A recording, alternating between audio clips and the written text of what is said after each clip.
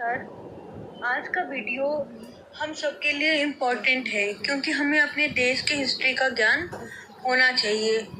आज भी 10th या 12th के काफ़ी बच्चे ऐसे हैं जिन्हें ये पता नहीं कि भारत के प्रथम राजा कौन थे, क्योंकि आज हम बात करेंगे भारत के प्रथम राजा के बारे में। आज मैं बात कर रही हूँ महान सम्राट चंद्रगुप्त मौर्य के बारे में। चंद्रगुप्त मौर्य को महान सम्राट के नाम से हम क्यों जानते हैं? क्योंकि वे सच में महान थे। सम्राट चंद्रगुप्त मौर्य का जन्म 350 ईसा पूर्व पाटलिपुत्र में हुआ था। पाटलिपुत्र यानी बिहार की राजधानी पटना।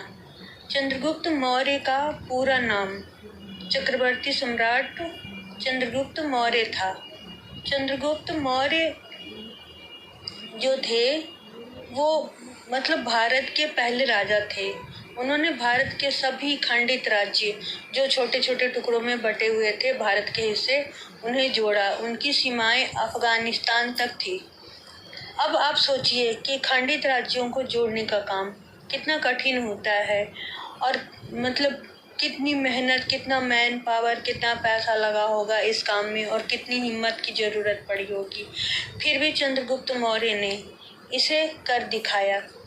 चंद्रगुप्त मौर्य के पिता की मृत्यु उनके जन्म से पहले ही हो गई थी और माता की मृत्यु जब ये मात्र 10 वर्ष के थे तब हो गई थी।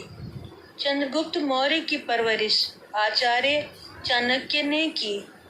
आचार्य चाणक्य के बारे में बच्चों आप जानते होंगे।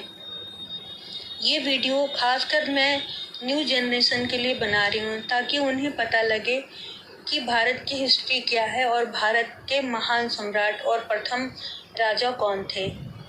और जो चाणक्य जी थे उन्होंने ही चंद्रगुप्त मौर्य का परवरिश किया और उन्होंने ही उनका गुरु बनकर उनका मार्गदर्शन किया। पुराणों और धर्म ग्रंथों के अनुसार चंद्रगुप्त क्षत्रिय थे। चंद्रगुप्त महान ने सिकंदर के सेनापति को 2 बार बंधक बनाकर छोड़ दिया क्योंकि चंद्रगुप्त सच में महान थे। चंद्रगुप्त के 3 विवाह हुए। पहली पत्नी से बिंदुसार नाम का पुत्र हुआ, दूसरी पत्नी से जस्टिन नाम का पुत्र हुआ और तीसरी पत्नी का नाम चंद्रनंदिनी था। चाणक्य और पोरस की सहायता से चंद्रगुप्त मौर्य मगध के सिंहासन पर बैठे और यूनानियों के अधिकार से पंजाब को मुक्त कराया। यानी पंजाब को दूसरे लोगों के अधिकार से अपने अधिकार के अंतर्गत लिया और पंजाब का विकास हुआ। चंद्रगुप्त मौर्य ने नंद वंशीय शासक धनानंद को हटाकर 25 वर्ष की अल्पायु में, छोटी सी उम्र में मगध के शासन की बागडोर संभाली। उसके बाद चंद्रगुप्त मौर्य का शासन प्रबंधन यानी मैनेजमेंट बहुत ही व्यवस्थित था। प्रजा जो थी उनके शासनकाल में बहुत खुश रहती थी। चंद्रगुप्त मौर्य के शासनकाल में भारत एक शक्तिशाली राष्ट्र था क्योंकि चंद्रगुप्त ने खंडित राज्यों को इकट्ठा किया और अपनी जो सीमाएं थी भारत की वो बहुत दूर तक फैलाया और काफ़ी बड़ा राष्ट्र था भारत, क्योंकि चंद्रगुप्त ने खंडित क्षेत्रों को भारत में जोड़ा था। चंद्रगुप्त से पहले मगध पर क्रूर धनानंद का शासन था। चंद्रगुप्त ने उसे हटाकर मगध में मौर्य वंश की स्थापना की। बच्चों ये जानना जरूरी है कि मौर्य वंश की स्थापना किसने की। तो आपसे अगर कोई पूछे तो आप कह सकते हैं कि चंद्रगुप्त ने मौर्य वंश की स्थापना की थी। जब चंद्रगुप्त की उम्र ज़्यादा हो गई और उन्होंने अपना राजपाट अपने पुत्र बिंदुसार को सौंप दिया और खुद जैन धर्म को अपना लिया। मैसूर के पास जैनाचार्य भद्रबाहु से उन्होंने जैन धर्म की दीक्षा ली और अंत समय तक वह वहीं रहे।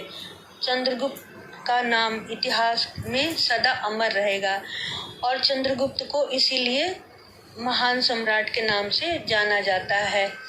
क्योंकि वो सच में महान थे और उन्होंने बहुत ही अच्छे कार्य किए थे और जनता उनके शासनकाल में बहुत ही खुश थी। और भारत का जो इतिहास है वो अमर रहेगा उनके काल का। और वीडियो अगर अच्छी लगे, ज्ञानवर्धक लगे तो लाइक और शेयर कीजिए। अगर मेरे चैनल पे पहली बार आए हैं तो चैनल को सब्सक्राइब कीजिए। उम्मीद है आपको जानकारी अच्छी लगी होगी और ये वीडियो मैंने न्यू जनरेशन की जानकारी के लिए बनाई है। धन्यवाद।